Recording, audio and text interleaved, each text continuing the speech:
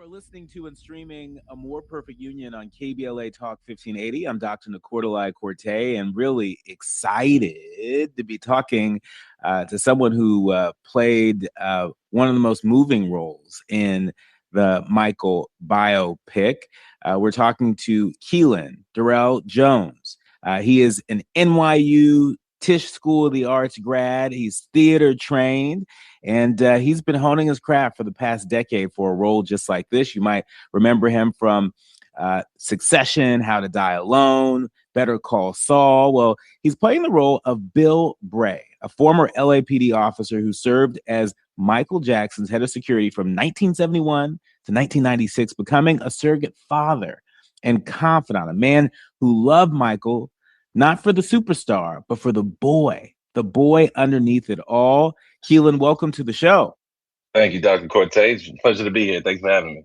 Well, pleasure to have you. First things first, when did you fall in love with Michael Jackson, and what's your first Michael memory?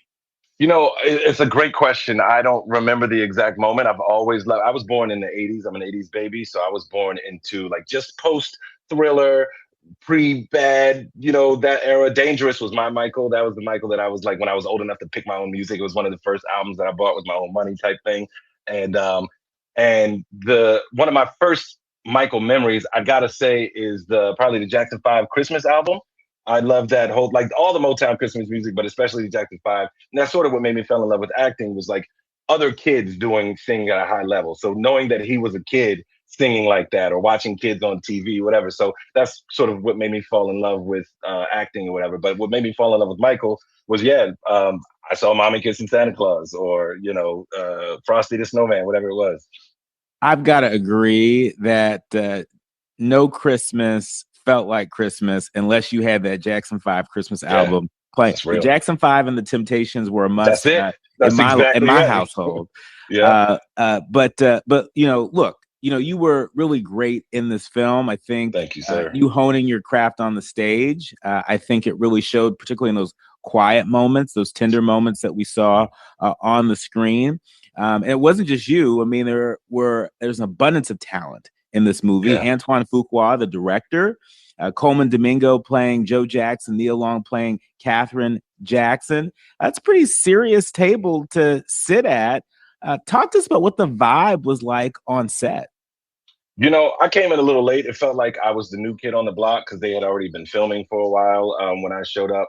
But also, I realized later that everyone sort of felt like that. I've heard Kendrick Sampson say something similar. Like on his first day, he hadn't even read the script yet. Speaking of another talent, I mean, he was Quincy, you know what I mean? And Lorenz as Barry Gordy, Miles as John. Like you said, everybody showed up and did their big one, not to mention the hair and makeup team, you know what I mean? And the wardrobe. But it was truly a dream come true, just like us in the macro, working with the likes of Graham King, who did Bohemian Rhapsody and whatever else, and Antoine Fuqua. I've been a huge fan of his since even before Training Day. He did a movie called King Arthur, and I just was blown away. It was a dream come true. And then to boot, having Nia Long, Lorenz Tate, people I've been watching since I was a kid, you know what I mean? Like truly a dream come true. And then the cherry on top was telling this story of one of the most iconic entertainers to ever walk the earth, and being a part of his life and legacy, and having my career and my legacy tied inextricably to his. I still wake up, the movie's been out dang on near a month, and I pinch myself every day. It's incredible. It is incredible to watch. It's incredible to experience. Now, let's talk about Bill Bray, who is this sort of unsung protector. I think Bill Bray resonates pretty deeply, particularly with Black audiences who understand what it means to be the person that's holding someone up, holding someone down behind the scenes. Most people have seen Bill Bray in photos their whole lives and never knew his name. What was it like stepping into the shoes of a man that close to a legend without pulling focus from the legend? Yeah, that's a great point, man. I'm one of those people. I've seen, when I started doing my research on Bill, every picture that I had come across were pictures that I'd seen thousands of times, on the internet or whatever. But when you're looking at a picture of Michael Jackson, you're looking at a picture of Michael Jackson. So now I'm looking for, it's like, where's Waldo? Like, where's Bill? You know what I mean? And he's always there. There's one or two of them that I've seen at award shows, and he's there, but he's sort of in the shadows, like you said. literally and figuratively, just off stage in the shadows. And so I think it was perfect for me at this point in my life, in my career. You know what I mean? And just to the way I like to approach acting is whatever I need to do to serve the project writ large. How can I support as with my skill set and my talent, and how can I just be sort of columnal and support this whole thing, whether it's a leading character or not, you know what I mean? And truthfully show up and tell the truth of the world and the story that I'm telling, but also whatever my character may be feeling or going through with relation to whoever may be in the spotlight. So there's no need to pull focus if I'm there to support the project writ large. I think that's selfish and is not serving. You know, if our job is to tell a story, I want to tell the story as best as possible. And I think I just tried to honor the rapport and the relationship that that these two men had. Speaking of the honor and the rapport of this relationship, we know that Bill wasn't just a bodyguard. He was described as a safe haven for Michael Jackson.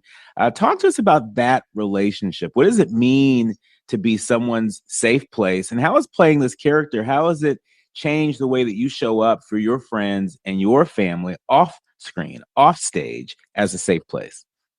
Well, I think it's necessary. I've been very fortunate my whole life. You know, my dad was a single dad, and I've got older brothers. I'm in a fraternity. Shout out to Alpha Phi Alpha Fraternity Incorporated. So a lot of those guys are mentors and friends of mine.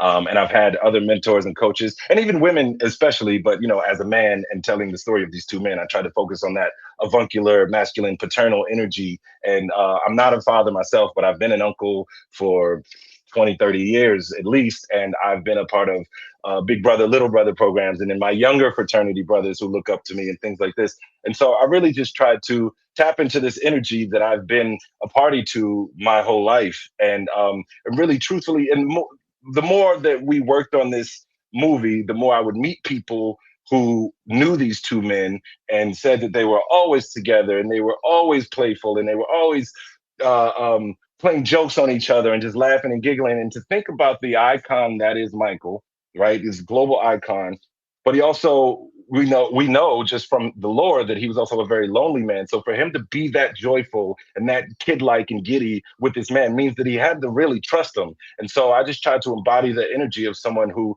loved and cared for someone who just happened to be a global icon, but needed love and support and protection and a place where he could just sort of be himself. And I just tried to cultivate that energy as best that I could. I try to do that in my life. I try to support my friends.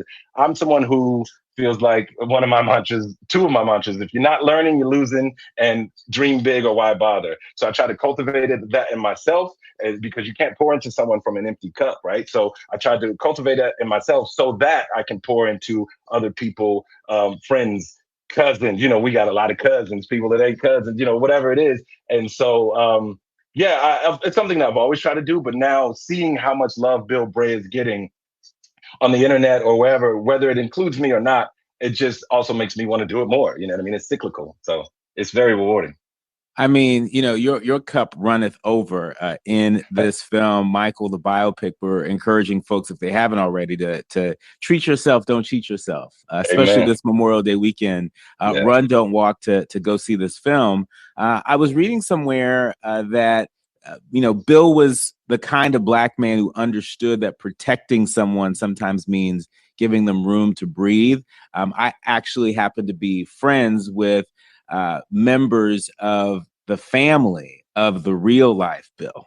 Right? Oh wow, I love that. And it was interesting to hear some of the behind the scenes about who he was as a person and how protective he has continued to be about his relationship with Michael. There's something very specific about a Black man in a protective role, not as muscle, but as love. How do you think about that dimension of Bill?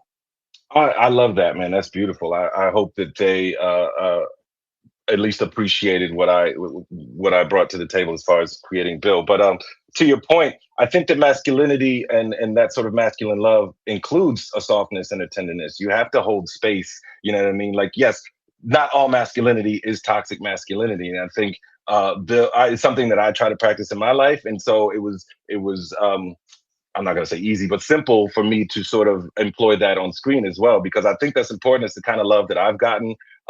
You know, I don't just shake my friends' hands. I hug them and I tell them I love them and things like this. And I think that that part of masculinity is just as important as the rest of it. And to your point, I love that scene where Bill and Michael are on the side of the mountain on the car, because Bill's just kind of listening. I mean, he speaks up eventually, but he's just holding space for the man who did Thriller to cry or to complain, to, you know, be and moan about his dad or whatever the case may be. And then, you know, drops a little advice on him. Think about it. You know, I'm not telling you what to do, but this is what it is, you know? And I think that's important and quite lovely. Yeah. I think so too. Let's now talk about this gigantic film that has now grossed over $500 million. Yeah. I mean, especially in this movie industry, right. in this environment, this movie, you know, has already, you know, earned back what it took to make it, and you know, there's already talk of a sequel. For our audience, Michael Jackson means a lot. And for some people, he means everything to them because he's childhood. He's Saturday mornings. Mm. He's Christmas time. He's prom night. He's transformation. What do you hope that this film gives them that they haven't had before? So much nostalgia, joy, inspiration. These are the things that it gives me. I've seen the movie upwards of 9, 10, 11 times. And I look forward to seeing it every time that I do. And I walk out, man, especially that carnival scene, the human nature, like it's just so uplifting and joyful. It's a blockbuster movie, first of all, which is nostalgic in and of itself.